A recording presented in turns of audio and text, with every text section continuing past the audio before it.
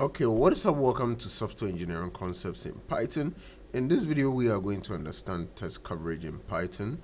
Test coverage actually evaluates which code parts and features your test actually exercise in your Python code base.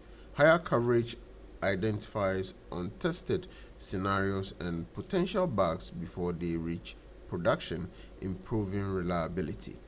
You have to aim for comprehensive coverage with unit tests that verify functions across various inputs, including edge cases. So we'll move on to measuring test coverage in Python.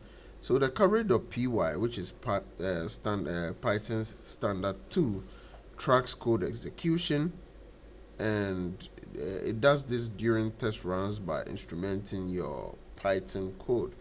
It integrates with unittest and Python, fitting easily into existing testing workflows, such as line coverage, which tracks which code lines execute during tests, branch coverage, which actually monitors which decision paths are taken, and then path coverage, which analyzes branch combinations throughout code.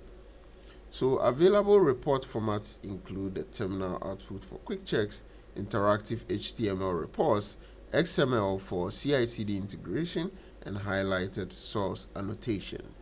Thank you for watching this video. This is Ayo the General.